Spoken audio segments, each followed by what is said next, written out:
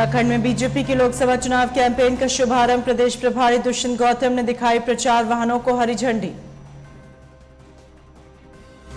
अयोध्या सहित 4 शहरों के लिए शुरू हुई फ्लाइट, सीएम धामी ने किया शुभ आरंभ। जॉलीग्रांट एयरपोर्ट से होगा संचालन। चमोली के पीयूष को मिली नैनो क्रिएटर अवार्ड। दिल्ली में पीएम मोदी ने किया सम्मानित। बमौत गांव में खुशी की लहर। सीएमओ ऑफिस देहरादून से फाइल गायब होने का मामला। 3 प्रधान सहायक और 1 कनिष्ठ सहायक पर केस दर्ज। हरिद्वार में अंकिता हत्याकांड के खिलाफ सड़कों पर उतरे लोग। सरकार का पुतला फूंक कर की नारेबाजी। हाईवे पर लगाया जाम।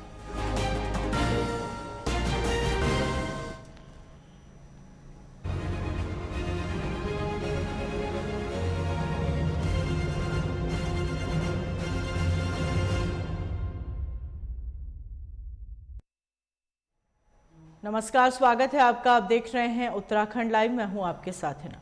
उत्तराखंड में बीजेपी ने लोकसभा चुनाव 2024 के लिए चुनाव प्रचार अभियान की शुरुआत कर दी है। उत्तराखंड बीजेपी के प्रदेश प्रभारी दुष्यंत गौतम ने आज देहरादून से टिहरी लोकसभा सीट के लिए चुनाव प्रचार वाहनों को हरी झंडी दिखाकर रवाना किया। इस मौके पर बीजेपी प्रदेश अध्यक्ष महेंद्र भट्ट और मुख्यमंत्री पुष्कर सिंह धामी मौजूद रहे। चुनाव प्रचार वाहनों के जरिए बीजेपी प्रदेश भर में जनता तक केंद्र और राज्य सरकार की योजनाओं की उपलब्धियों को पहुंचाएगी। इस दौरान प्रदेश प्रभारी दुष्यंत गौतम ने कहा, बीजेपी के कार्यकर्ता केंद्र और राज्य सरकार की योजनाओं के प्रचार प्रसार करेंगे। बता दें, चुनाव प्रचार वाहनों को हरी झंडी दिखाकर रवाना करने के बाद दुष्यंत गौतम ने टिहरी लोकसभा सीट को लेकर कार्यकर्ताओं की अहम बैठक ली और इस बैठक में लोकसभा कोर कमेटी, चुनाव प्रबंधन समिति, विधानसभा प्रभारी, संयोजक और विस्तारकों ने प्रतिभाग किया। दरअसल बीजेपी ने उत्तराखंड में 5 से 3 लोकसभा सीटें टिहरी गढ़वाल, अल्मोड़ा, पिथौरागढ़ और नैनीताल उधम सिंह नगर सीट पर अपने उम्मीदवारों की घोषणा कर दी। तीनों सीटों पर बीजेपी ने वर्तमान सांसदों को टिकट दिया। हालांकि अभी 2 सीट हरिद्वार और पौड़ी गढ़वाल पर पेंच फंसा हुआ है। वहीं कांग्रेस ने अभी तक किसी भी सीट पर अपने उम्मीदवारों की घोषणा नहीं की और इसी के साथ ही कांग्रेस को कल उत्तराखंड में लोकसभा चुनाव 2024 से पहले बड़ा झटका भी लगा। कल मनीष खंडूड़ी ने कांग्रेस से इस्तीफा दे दिया। माना जा रहा है मनीष खंडूड़ी बीजेपी में शामिल हो सकते हैं। हालांकि अभी तक उन्होंने अपने अगले कदम को लेकर कोई घोषणा नहीं की।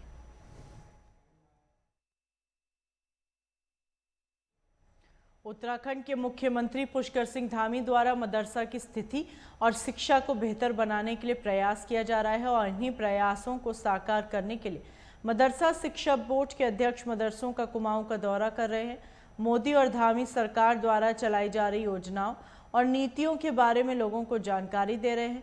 वहीं जसपुर के समाज सेवी वसीम सिद्दीकी ने मदरसों की समस्या को लेकर बोर्ड के अध्यक्ष को अवगत कराया। देखिए, एक तो ये कि जो माननीय मुख्यमंत्री श्री पुष्कर सिंह धामी जी के नेतृत्व में हम मदरसों में पढ़ने वाले जो गरीब घरों से ताल्लुक़ रखते हैं, पसमानदा समाज से उनका ताल्लुक़ है, उन्हें ये मदरसों के हमारे जो संचालक महोदय यहाँ सब आए हैं और बदरुल उलूम के अंदर हम लोग बैठे हैं। मैं आपको ये बताना चाहता हूँ कि माननीय मुख्यमंत्री श्री पुष्कर सिंह धामी जी इन मदरसों में पढ़ने वाले बच्चों को चाहते हैं कि वो डॉक्टर बने, इंजीनियर बने, आईएएस और आईपीएस बने, साइंटिस्ट बने, ताकि वो भी देश की मुख्य धारा से जुड़ कर के उनका भी विकास हो सके, वो भी रोज़गार से जुड़ सके। तो इस सरकार का जो दृष्टिकोण है, माननीय प्रधानमंत्री श्री नरेंद्र मोदी जी, सबका साथ, सबका विकास, सबका विश्वास और सबका प्रयास, और वो आज सिर्फ नारा नहीं है बल्कि गारंटी है कि जिस तरह से बगैर भेदभाव के तमाम योजनाएं जो हैं वो पूरे देशवासियों को लाभान्वित कर रही हैं, वहीं मुसलमानों को भी उसका लाभ मिला है। क्योंकि मुसलमानों में गरीब लोग ज़्यादा हैं, इसलिए उन्हें लाभ भी ज़्यादा मिला है। कच्चे मकान पक्के हुए हैं। इसी तरह से आयुष्मान से गरीब लोगों का इलाज हुआ है। मैं समझता हूँ ये कल्याणकारी योजनाएं जो सरकार लेकर के आई है, ये वही कर सकता है जो इन तमाम अभाव से गुजरा हो। तो हमारे प्रधानमंत्री श्री नरेंद्र मोदी जी एक गरीब घर से निकल कर के आए हैं, तो मैं ये समझता हूँ हमारे माननीय मुख्यमंत्री श्री पुष्कर सिंह धामी जी इस स्टेट को एक आदर्श स्टेट बनाना चाहते हैं। तो इसमें मदरसों का भी योगदान हो और मदरसों को भी गुणवत्तापूर्ण जो है वो एजुकेशन मिले। हमारे मदरसों में पढ़ने वाले बच्चे, मैं समझता हूँ कि अगर ये मेन स्ट्रीम से जुड़ जाएंगे तो देश के विकास में जुड़ करके जो 2047 तक माननीय प्रधानमंत्री का सपना है कि एक विकसित देश, तो उसमें मदरसों की भी पूर्ण रूप से भागीदारी के लिए मेरा ये भ्रमण है। उनकी समस्याओं के बारे में, उनकी परेशानियों के बारे में, जो जो चीज़ें उनके सामने आ रही हैं, हम उन चीज़ों को समझने की भी कोशिश कर रहे हैं और उसका समाधान भी करेंगे। आला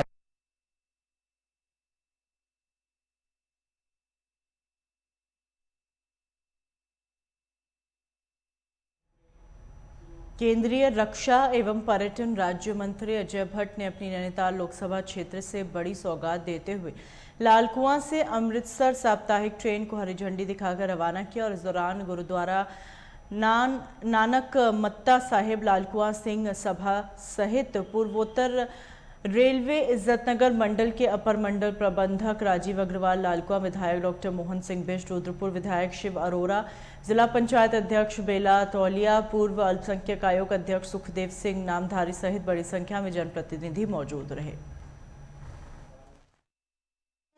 ये यहाँ की स्थानीय जनता की बहुत पुरानी मांग थी, तो ये पॉपुलर डिमांड पर जो है ये साप्ताहिक ट्रेन सेवा शुरू की जा रही है।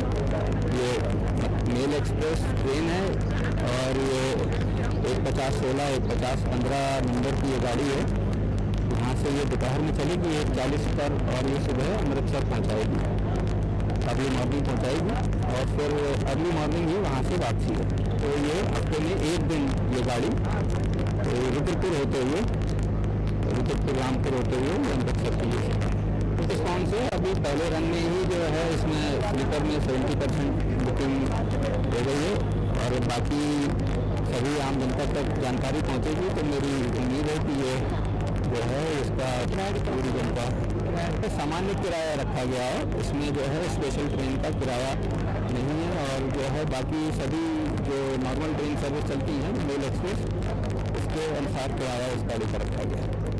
माननीय प्रधानमंत्री जी, रेल मंत्री जी और मुख्यमंत्री जी को बहुत बधाई देता हूं और उन्होंने जो बात हमने संसद में उठाई, जिसके लिए मैं बार बार रेल मंत्री जी से मिलता था, प्रार्थना मुख्यमंत्री जी से करी, प्रधानमंत्री जी से करी, उन्होंने तत्काल प्रभाव से ये रेल प्रारंभ कर दी है। अभी अयोध्या के लिए रेल ले जाना है, उसको भी चला रखा है और अभी हम लोगों ने कई प्रकार की रेलें और चले, उसके लिए भी मैंने कोशिश करी है। हवाई जहाज की भी कोशिश कर रहे हैं कि अमृतसर तक और अयोध्या तक यहाँ से हवाई जहाज भी लगे। ईश्वर चाहेगा तो सारे जितने संकल्प हमने लिए हैं ये पूरे होंगे।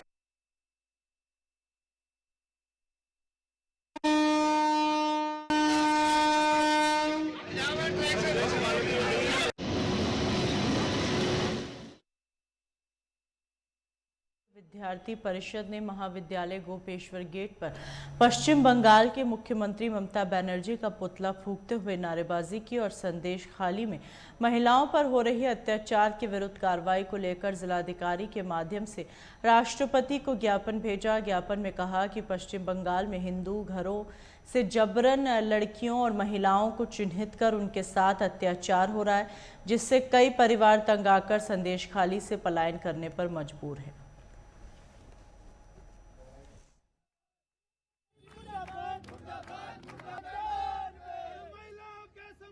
सर्वप्रथम आज जो ममता सरकार, पश्चिम बंगाल की जो सरकार है, ममता बनर्जी जिसकी सीएम है, उसका यहाँ पे पुतला दहन को गोपेश्वर नगर की सीधे में हुआ अखिल भारतीय विद्यार्थी परिषद के द्वारा। और आज पूरे देश में जो संदेश खाली में जो घटना घटी, जिसमें कि तृणमूल कांग्रेस के जिला परिषद के नेता शाहजहां शेख, जो कि अपनी मर्जी के मुताबिक जो वहाँ पे महिलाएं हैं उनको, जो सुंदर महिलाएं हैं उनको चूज करता था, उनका चयन करता था और फिर हमें तृणमूल कांग्रेस के जो कार्यालय है वहाँ पे ले जाकर जब तक वो सेटिस्फाई नहीं हो जाते तब तक उनके साथ गलत काम करता था।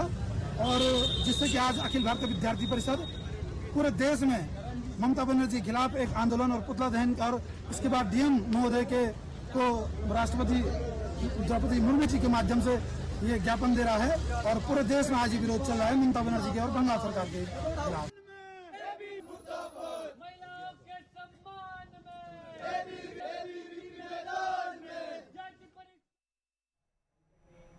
थराली विधानसभा के कांग्रेस कार्यकर्ताओं ने एकत्रित होकर कई जन समस्याओं को लेकर बाजार में रैली निकालकर प्रदर्शन किया। इसके बाद कांग्रेस कार्यकर्ता जर्जर स्थिति में चल रहा नारायणबगड़ मोटर पुल को दुरुस्त करने की मांग पर चक्का जाम करके बैठ गए। इस दौरान कांग्रेस के पूर्व प्रदेश अध्यक्ष गणेश गोदियाल और जिला अध्यक्ष मुकेश नेगी ने भी धरना स्थल पर पहुंचकर अपना समर्थन दिया। बता दें, गणेश गोदियाल इन दिनों गढ़वाल संसदीय क्षेत्र के भ्रमण पर निकल चुके हैं और कांग्रेस कार्यकर्ताओं से मिल रहे हैं। आपके नेतृत्व में इस गूंगी बहरी अंधी सरकार की आदत विभिन्न मांगों को लेकर कांग्रेस कमेटी नारायणबगड़ ने जो यहाँ पर धरना प्रदर्शन का आयोजन किया, इसमें आम लोगों का बहुत सहयोग है।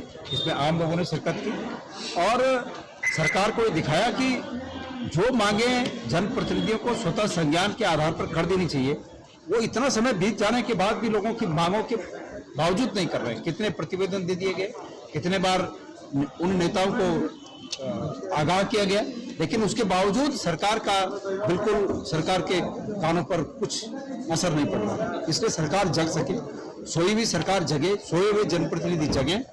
इसलिए आज कांग्रेस के कार्यकर्ताओं ने यहाँ पर ये प्रदर्शन किया, जिसमें मैं शरीक हुआ। इन लोगों ने मुझे आमंत्रित किया, मैं इनका धन्यवाद इन्हें कहना चाहता हूँ कि मुझे भी इस मौके पर आने का वक्त मिला, समय मिला और इनके संघर्ष में हम हमेशा सहभागी रहेंगे, कंधे से कंधा मिलाकर इस संघर्ष को आगे आते भी जाने देंगे। ऐसा नहीं है, ये कर्णप्रयाग में और नारायणबगड़ में इन कार्यक्रमों में मेरा आना पहले से प्रस्तावित था, तो मैंने पहले हाँ कहा था, इसलिए मैं इसमें आया हूँ।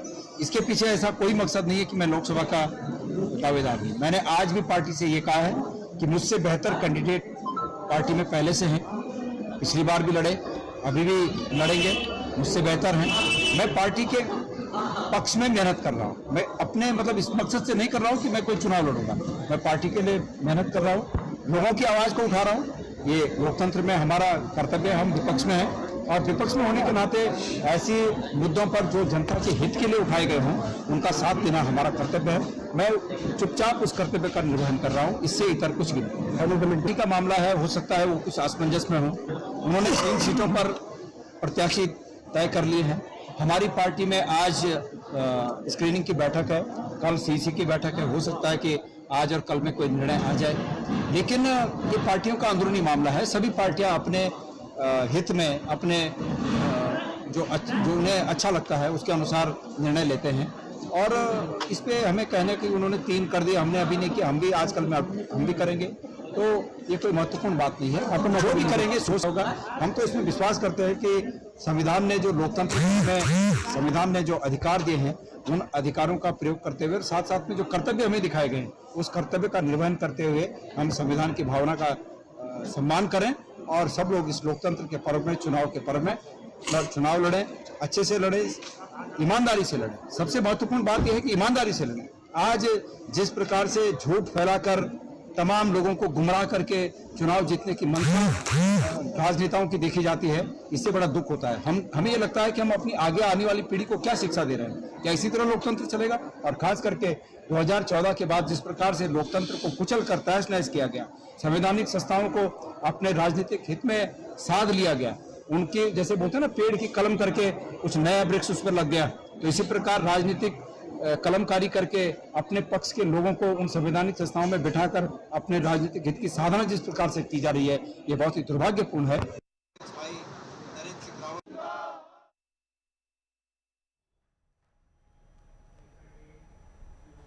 टिहरी में सरकारी विभागों की अनदेखी का आलम यह है कि लाखों खर्च करने के बावजूद पहाड़ी खाने की ब्रांडिंग की योजना परवान नहीं चढ़ पा रही है, जिससे देश विदेश से आने वाले पर्यटकों के साथ ही स्थानीय लोगों को भी इसका लाभ नहीं मिल पा रहा और संचालन नहीं होने से हाईटेक बनाए गए रेस्टोरेंट आज शोपीस बने हुए हैं। बता दें, धनौल टीम पहाड़ी खाने को प्रमोट करने और स्थानीय लोगों को स्वरोजगार से जोड़ने के लिए ग्राम्य विकास विभाग द्वारा पंचायत भवन में करीब 28 लाख की लागत से हाईटेक रेस्टोरेंट और किचन बनाए गए, लेकिन आज तक संचालन नहीं हो पा रहा है। स्थानीय लोगों का कहना है शासन प्रशासन द्वारा इस ओर ध्यान नहीं दिया जा रहा, जिससे पर्यटकों के साथ ही स्थानीय लोगों को भी इसका कोई फायदा नहीं मिल रहा। प्रॉपर ओपनिंग नहीं हो पाई है अभी जैसे काफी टाइम से मतलब ये बंद है अभी, तो ओपनिंग पूरी अभी हो नहीं पाई, हम इधर बैठे हैं। हाँ जी। क्या था इसका कि मतलब सरकार जो हमारे यहाँ के गांव के खाद वो है उत्पाद है उनको बढ़ावा देने के लिए? हाँ जी, ये मतलब इसमें ऐसा ही फूड होना था, इसमें देवभूमि वाला फूड होना था करके, जो हमारे पहाड़ों में चलता है। हाँ जी, उसको प्रोत्साहित करने के लिए जी। इसका पता नहीं इसकी तरफ जो है सरकार की क्या बेरुखी रही है, कुछ वो नहीं। स्थानीय लोगों को रोजगार हेतु इसका बनाने का उद्देश्य यही था कि स्थानीय लोगों को रोजगार मिले, ट्रेडिशनल फूड की तरफ जो है कैसे यहाँ का लोकल फूड को बढ़ावा मिले, उस उद्देश्य के साथ इसको बनाया गया था। लेकिन आज तक 6-7 साल हो गए इसको, कोई अभी तक बंद पड़ा हुआ है। अपना रोजगार है और हम लोग ये चाह रहे थे कि ये जो गवर्नमेंट ने जो बना रखा है ये बाहरी लोगों को ना देके यहाँ के स्थानीय लोगों को दिया जाए, इससे लोकल लोगों को भी रोजगार भी हो और वो इसको एक अच्छे तरीके से चला सके। जो बाहरी लोग होते हैं वो उसमें ना दिल से उसमें काम करेंगे नहीं, ना वो उनको वो लोगों के साथ में रह के मिल के काम करेंगे नहीं। यहाँ पे वो तो अपना आते हैं, बस 2 पैसा कमाए, चला ना चला, उसके बाद वो वापस निकल जाते हैं। पर इसको मेंटेन करना, इसको अच्छी तरीके से चलाना, हमारे कल्चर को आगे बढ़ाना और लोगों को उत्तराखंड के बारे में जो प्रॉपर यहाँ का फूड है, जो यहाँ के कल्चर है वो मिल सकता है, वो हम ही लोग दे सकते हैं, कोई बाहर वाला इसको नहीं दे सकता। और ये स्वरोजगार है तो स्वरोजगार लोकल आदमी के लिए होता है, किसी बाहर वाले के लिए नहीं होता है। और भाई साहब इतने टाइम से इतना पैसा खर्च कर दिया लेकिन शोपीस ही बना हुआ है। जब इसके लिए कोई सीरियस ही नहीं है, हम लोगों ने 10 बार इसके लिए बोल भी चुके हैं, आगे भी बात बना चुके हैं कि इसको यूज में तो लाओ। इतने टाइम से बना के एटलीस्ट गवर्नमेंट को भी फायदा होगा, लोकल लोगों को भी फायदा होगा, कस्टमर को भी फायदा होगा जो बाहर से आता है, उसको कोई नई चीज मिलेगी देखने के लिए, खाने के लिए, यूज करने के लिए। इस चीज में हम लोगों का विचार है, हमने कोशिश भी करी है, पर ऊपर से कोई ना तो कोई सहायता है ना कोई किसी के विचार है इस बारे में। Thank you. देखिए, ये प्रकरण मेरे संज्ञान में है और इसमें पूर्व में कुछ समूह को ही संचालन के लिए दिया गया था, परंतु जैसा कि आपने भी बताया कि उसका नियमित संचालन नहीं हो पा रहा, तो इस क्रम में लोकल जो भी समूह अगर कोई इंटरेस्टेड होगा तो उनसे वार्ता की जाएगी और कोशिश ये करेंगे कि आने वाला जो टूरिस्ट सीजन है उससे पहले उसको पूर्णतः संचालित कर दिया जाए और लोकल लोग भले वो धनौल्टी के हों या आसपास के विलेजेस के हों, उनकी आय में वृद्धि हो। हाँ ठीक है।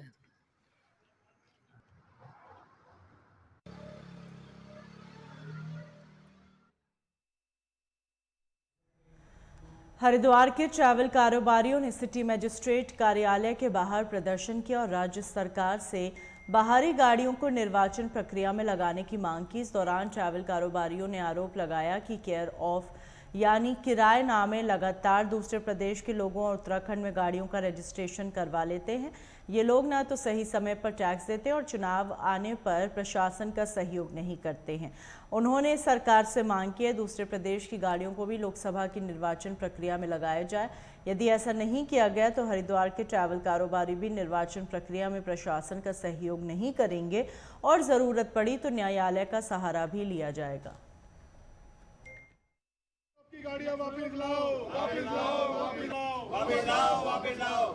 केयर ऑफ की रजिस्टर्ड गाड़ी, हरिद्वार की पंजीकरण गाड़ियां 2024 में लोकसभा चुनाव होने हैं और निरंतर पिछले 5 सालों से हम अपनी मांगों को लेकर के सिटी मजिस्ट्रेट कार्यालय, जिलाधिकारी महोदय और आरटीओ और माननीय मुख्यमंत्री उत्तराखंड से निवेदन करते आ रहे हैं कि उत्तराखंड में और खासकर एआरटीओ कार्यालय हरिद्वार में जो वाहन केयर ऑफ में पंजीकरण किए गए हैं वो वाहन लोकसभा 2024 के निर्वाचन में बुलाए जाएं। वो अन्य प्रदेशों में जो वाहन चल रहे हैं जो केयर ऑफ में यहाँ पर किराएनामा लगा करके फर्जी तरीके से उनको यहाँ पे किया गया है, पंजीकरण किया गया है, वो वाहन कभी भी उत्तराखंड में किसी भी नियोजन में सहयोग नहीं करते हैं। जब केयर ऑफ वाली गाड़ी एक आरटीओ दफ्तर, चाहे वो हरिद्वार हो, ऋषिकेश हो, कोई भी उत्तराखंड का आरटीओ दफ्तर, अब बाबू लोग जब भरपेट अपना कमीशन ले रहे हैं उनसे केयर ऑफ में गाड़ी रजिस्टर्ड करने के लिए, जिनका कोई यहाँ पे मूल निवास प्रमाण पत्र नहीं है, कोई चीज नहीं है, आईडी नहीं है, उनकी फर्जी आईडियो के बेस के ऊपर गाड़ियाँ रजिस्ट्रेशन करी जा रही हैं। ये मांगे पूरी नहीं हुई तो हमारी कोई भी एसोसिएशन जो है 2024 के चुनाव में गाड़ियाँ नहीं देगा और गाड़ियाँ जो है सब अपने घरों में या आरटीओ दफ्तर में ले आके खड़ी करके चाबी जमा कर देगा।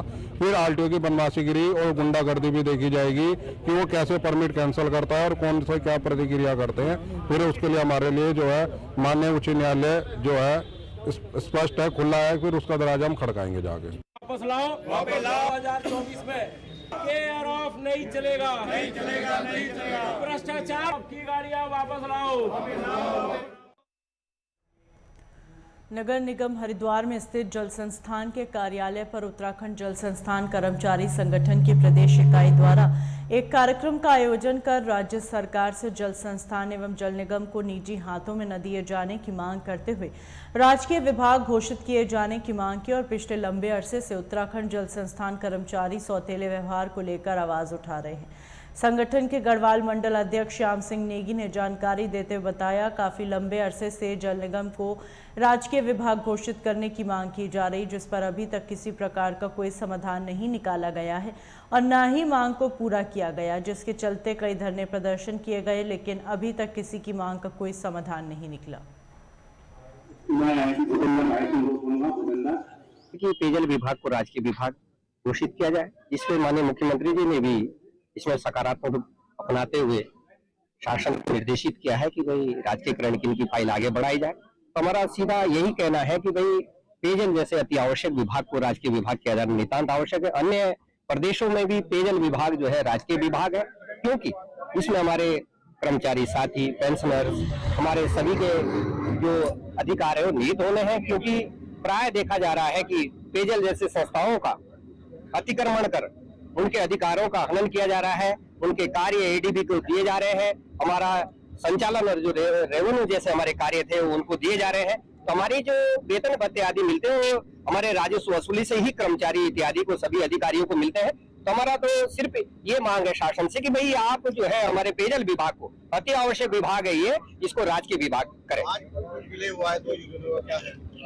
हमारे अभी जैसे कि हम लोग ये राजकीयकरण की मांग जो है अपनी निरंतर जो है शासन सरकार तक हमारा इसके लिए आंदोलन चल रहा है, और इसी से प्रेरित होकर हमारे तकनीकी कर्मचारी संगठन के हमारे कर्मचारी है 27 कर्मचारी जो हरिद्वार शाखा से है, उन्होंने भी देखा कि हमारा जो प्रदेश नेतृत्व हमारे आदरणीय मिंजोला जी, हमारा सभी संयुक्त मोर्चा जो है ये राजकीयकरण की मांग कर रहा है, और इसी से प्रेरित होकर आज हरिद्वार शाखा के तमाम संगठन जो तकनीकी संघ के जो संगठन के जो हमारे कर्मचारी साथी है, आज इन्होंने हमारे उत्तराखंड जल संस्थान कर्मचारी संगठन की सदस्यता ग्रहण की।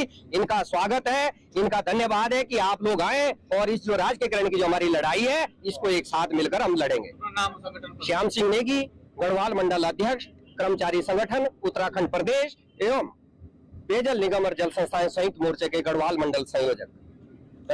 देखिए, हम केवल राजकीयकरण की मांग कर रहे हैं। माह जनवरी से हमारा ये कार्यक्रम चल रहा है पूरे प्रदेश में, जिसमें कि लगभग नियमित और पेंशनर 9000 कर्मचारी इस आंदोलन को लड़ रहे हैं।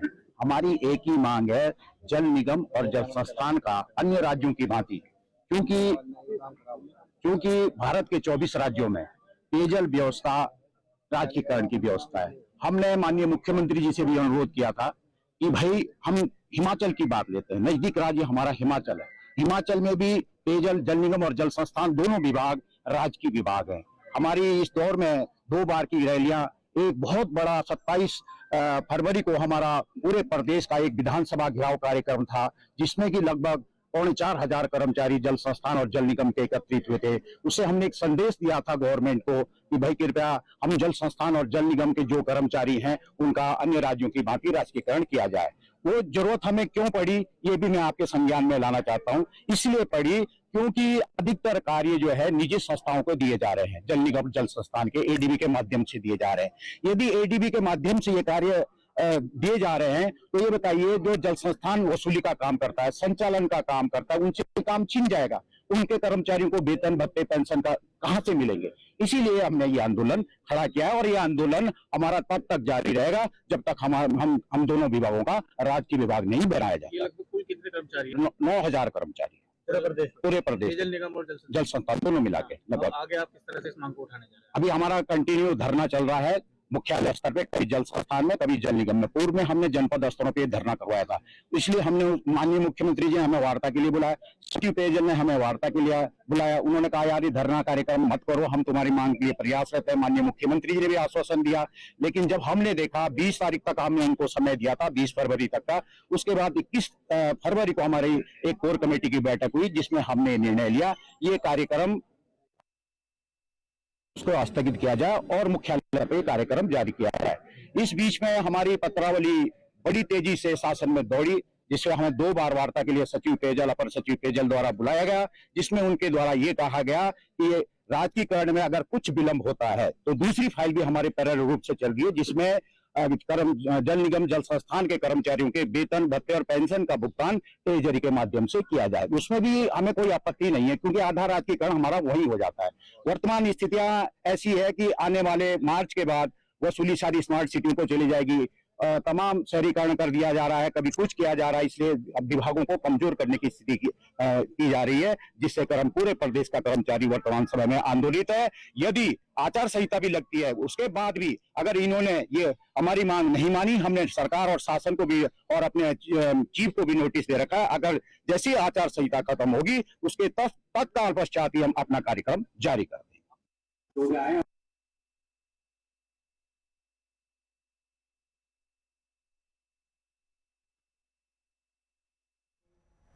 हरिद्वार के मिश्रपुर में स्थित सिद्धेश्वर महादेव शिवलिंग का प्रकाश उत्सव संपन्न हुआ। इस विशाल आयोजन में भक्तों ने भगवान के दर्शन कर भंडारे का प्रसाद ग्रहण किया। वहीं भगवान भोलेनाथ से आशीर्वाद प्राप्त करते हुए दूर दराज से आए भक्तों ने श्री भगवान के प्रकाश उत्सव में भाग लिया। भगवान भोलेनाथ का आज के दिन प्रादुर्भाव हुआ। प्रादुर्भाव मतलब जमीन में से प्रकट हुए थे, तो उस उपलक्ष्य में हर अष्टमी तिथि को, आज अष्टमी तिथि है, सीताष्टमी बोलते हैं, बागेश्वरी अष्टमी बोलते हैं। आज के दिन भगवान का जन्म हुआ, जिसको अपने कहते हैं जन्म, तो आज उनका जो है वो मनाया जाता है प्रकाश उत्सव। और उसी उपलक्ष्य में रामायण का अखंड पाठ बैठता है, हनुमान जी की पूजा इत्यादि होती है, भगवान राम का पूजा होगी, हवन होगा, और भोलेनाथ का अभिषेक पूजा होकर के फिर जो है भोजन प्रसाद वितरण होता है, और सारे यहाँ करके जो ये है अपना भोजन प्रसाद ग्रहण करते हैं। महाराज जी है शंभुलिंग, शम प्रकट है, और इनको हो गया है कम से कम 33 वर्ष प्रकट हुए। और यहाँ जो भी इच्छा लोग करते हैं उनकी इच्छा पूरी होती है। किसी भी प्रकार की इच्छा, बालक ना हो तो वो भी हो जाता है, और किसी प्रकार का कष्ट हो, दुख हो, तो यहाँ के सिद्धेश्वर महादेव में पूजा करें, उसका पूर्ण कार्य सिद्ध होता है। ऐसे बताते हैं कि अनादि काल में जब भगवान दक्षेश्वर महादेव का यज्ञ हुआ था, उस यज्ञ के जो ब्राह्मण थे वो ब्राह्मण इस गांव में थे, तो इस गांव में इनका नाम इसीलिए मिश्रपुर हुआ, क्योंकि पहले के जो वहाँ से आंध्र कर्नाटक इधर दक्षिण की तरफ से ब्राह्मण जो आते थे वो मिश्र ब्राह्मण होते थे, कर्मकांडी होते थे। तो उन्होंने यहाँ आकर के, और उनका यहाँ डेरा था, यहाँ से जाके यज्ञ करने जाते थे। लेकिन जब वीरभद्र ने वो राजा दक्ष का शीश काटा गया, तो यहाँ भगवान जो भोलेनाथ थे वो अपने आप पृथ्वी के नीचे चले गए थे, इसलिए इस गांव का नाम मिश्रपुर है। सिद्धेश्वर ममलेश्वर बाबा कपिलेश्वर शिव कोटि कपिला संगम निर्मल जल शिव कोटि तीर्थ जल अधर्म। यहाँ स्नान करने से गंगा में कोटि कोटि जन्म के फल के जो है मुक्ति होती है।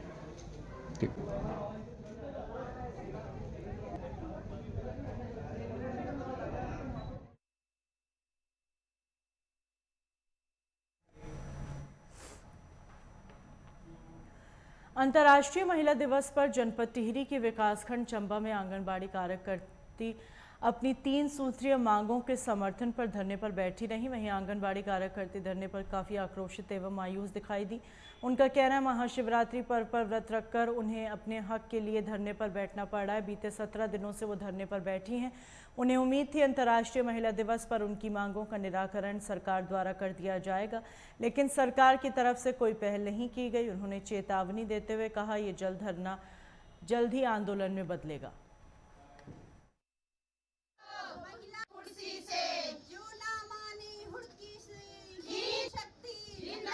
गुसाई और हम चंबा ब्लॉक से हैं और यहाँ पर हमारा कार्यालय में आज 17वें दिन भी हमारा धरना जारी है। और आज हम सभी बहनें जो हैं, आज व्रत का दिन भी है, सभी लोग घरों में अपना व्रत पूजा पाठ कर रहे हैं। और आज हम लोग जो हैं कार्यालय में इस तरह से सारी महिलाएं यहाँ पे बैठी हुई हैं अपने अधिकारों को लड़ने के लिए।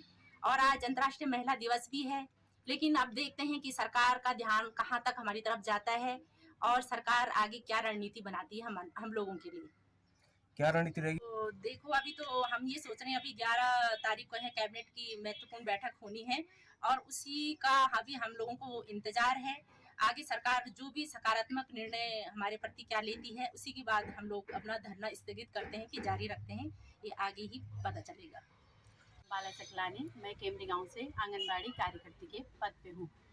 तो सर मैं ये कहना चाह रही हूँ कि हमारा धरना जारी है, काफ़ी दिनों से जारी है और हम इस धरने में हमारी 3 सूत्रीय मांग है, परंतु अभी हमारे एक ही मांग सफल हो पाई है, जबकि और मांगों पे सरकार ने कोई भी सकारात्मक निर्णय नहीं लिया है।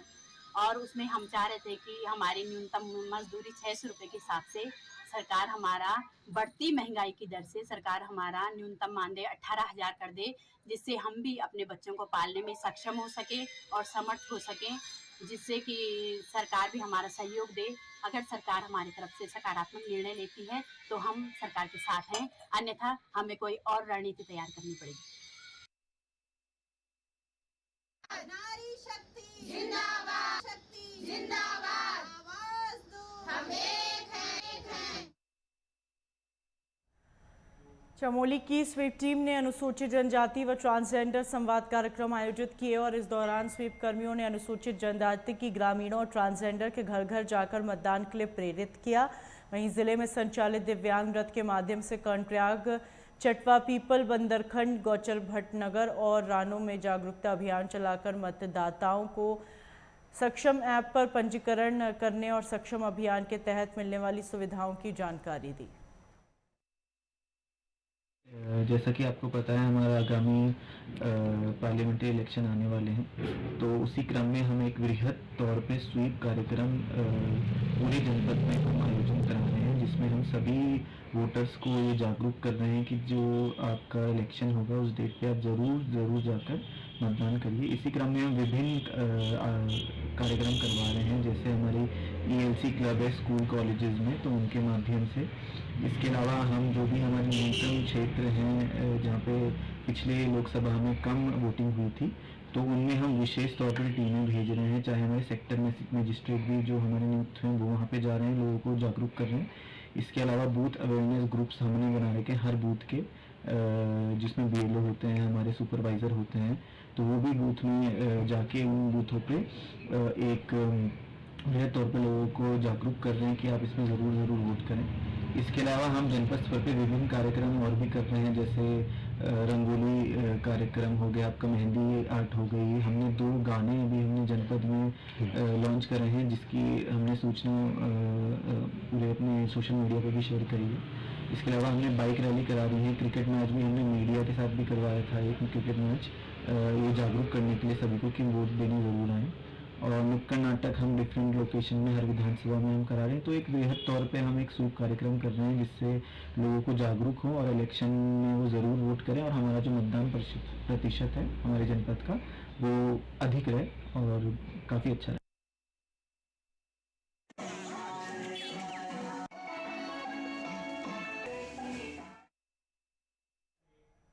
हल्द्वानी में उप संभाग परिवहन विभाग ने वाहनों पर बकाया धनराशि में नियम अनुसार छूट प्रदान करते हुए लक्ष्य में सफलता हासिल की और इस क्रम में उप संभाग परिवहन विभाग ने राजस्व प्राप्ति में पिछले माह की तुलना में इस बार 25% ज़्यादा, पिछले वर्ष की तुलना में सरकारी 2024 तक 12% की बढ़ोतरी करते हुए लक्ष्य के सापेक्ष 90% की वसूली में लगभग 7 करोड़ की बकाया वसूली की है, जिसमें RC के 184 मामलों में 1,17,864 रुपये वसूला गया है और इसके साथ ही नोटिस के 5,459 मामलों में 7,55,54,296 रुपये बकाया वसूली की है। बता दूं कि फिलहाल जो राजस्व के क्षेत्र में जो हल्द्वानी क्षेत्र का उपसंभाग का है, तो कुल राजस्व प्राप्तियों में मासिक के हिसाब से हम अगर चलें तो पिछले साल इस माह में जितनी धनराशि प्राप्त हुई थी उससे 25% बढ़ के आई है। और एनुअल में अगर चलें तो 1 अप्रैल 2023 से लेकर अब तक, यानी कि फाइनेंशियल जो मंथ हमारा गया है फरवरी का, तो फरवरी तक हमने इसमें लगभग 12% की बढ़ोतरी कर रखी है एनुअल में।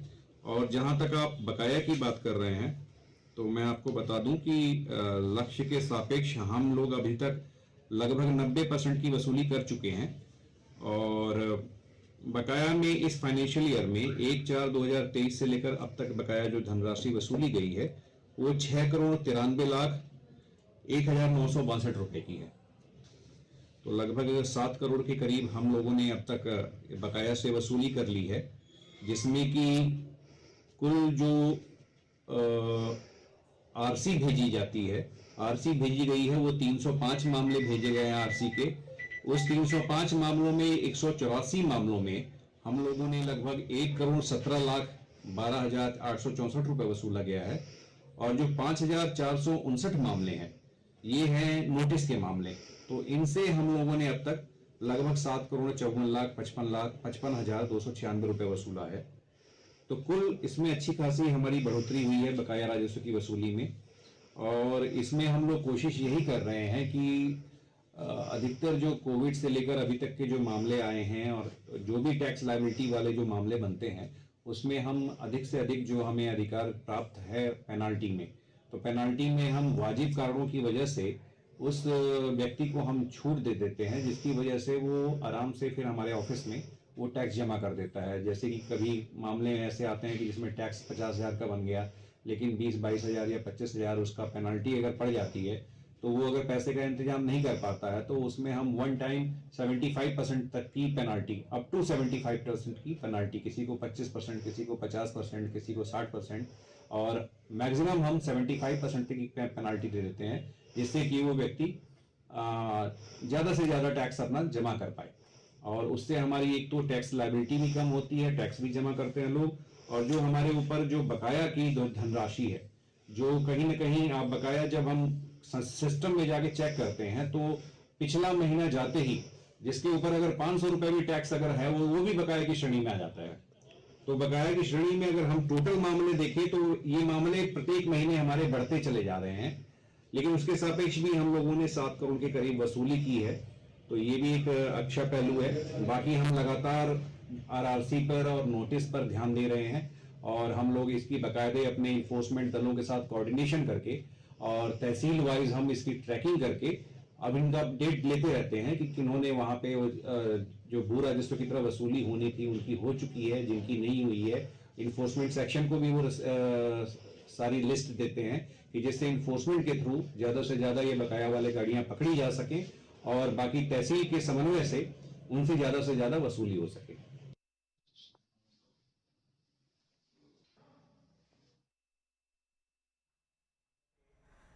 उत्तराखंड प्रजापति संगठन से जुड़े प्रजापति समाज के लोगों ने हरिद्वार के देवपुरा चौक से लेकर सिटी मजिस्ट्रेट कार्यालय तक विरोध मार्च निकाला और आरोप लगाया कि यूपी पुलिस ने सहीबाबाद में संकल्प रैली निकाल रहे प्रजापति समाज के लोगों के साथ बर्बरता की, उन पर फर्जी मुकदमे दर्ज किए। उत्तराखंड प्रजापति संगठन के प्रदेश अध्यक्ष विनोद प्रजापति ने बताया 27 फरवरी को प्रजापति समाज के लोगों द्वारा उत्तराखंड से दिल्ली के जंतर मंतर मैदान के लिए संकल्प रैली निकाली गई, लेकिन यूपी के सहीबाबाद में रैली को रोककर पुलिसकर्मियों ने उन पर लाठियां बरसाईं और फर्जी मुकदमे दर्ज किए। उनकी केंद्र सरकार से मांग है ऐसा करने वाले पुलिसकर्मियों के खिलाफ कार्रवाई की जाए और फर्जी मुकदमे वापस लिए जाए।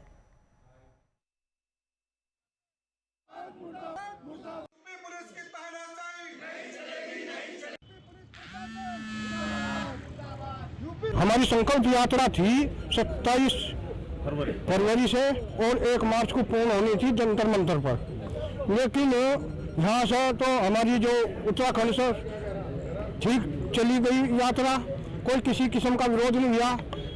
पुलिस प्रशासन ने भी सहयोग दिया, अधिकारियों ने भी सहयोग दिया।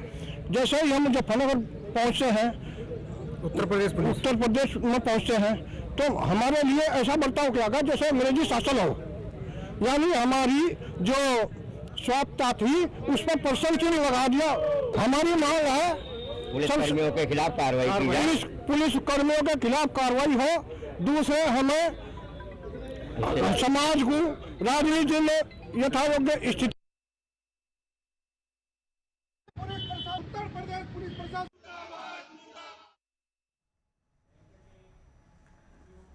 टिहरी में जटधार गांव निवासी काष्ठकला के जादूगर सरबजीत अपने हुनर की बदौलत पहाड़ की संस्कृति से जुड़ी वस्तुओं को लकड़ी पर नक्काशी कर बना देते हैं। सरबजीत के लकड़ी पर बनाई गई पहाड़ी वस्तुओं की हर कोई सराहना कर रहा है। सरबजीत ने लकड़ी पर नक्काशी कर पहाड़ की पुरानी दीवार को ओखली, ढोल, दमाऊ, रणसिंगा पहाड़ी आदि कई प्रकार की विलुप्त होती पहाड़ी संस्कृति से जुड़ी वस्तुओं को लकड़ी पर बनाया है। सरबजीत का कहना है उन्हें बचपन से ही लकड़ी पर नक्काशी करने का शौक था। पहाड़ी संस्कृति से जुड़ी पुरानी चीज़ों का समाप्त होना मन को दुखी करता है। पहाड़ की पुरानी संस्कृति से जुड़ी वस्तुएं जिंदा रहें, इसके लिए वो उन सभी को आकृति के रूप में बना देते हैं, जिससे युवा पीढ़ी भी अपनी पुरानी संस्कृति से जुड़ी वस्तुओं से रूबरू हो सके। मैं चंबा ब्लॉक की जरदार गांव का रहने वाला हूँ और मैं जो ये लकड़ी का काम करता हूँ, जैसे हमारे उत्तराखंड संस्कृति से जुड़ी चीज़ें, जैसे हमारी पुरानी तिवारी हो गई और उबलियारी गुंजारी, मतलब जो भी हमारी संस्कृति है पुरानी जो विलुप्त हो रही है, उनका मैं आकृति बनाता हूँ, मॉडल बनाता हूँ लकड़ी से। और मैं कम से कम 4-5 साल से काम कर रहा हूँ। जैसे मैं बचपन से शौक था, मेरी लकड़ियों से बनाता था मैं घर में।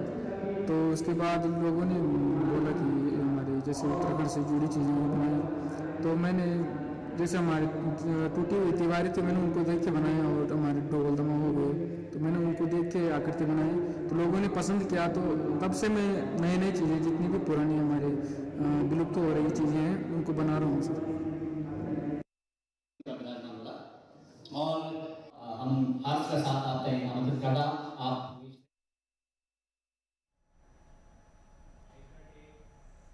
इन्हीं खबरों के साथ बुलेटिन में फिलहाल इतना ही। दीजिए इजाजत।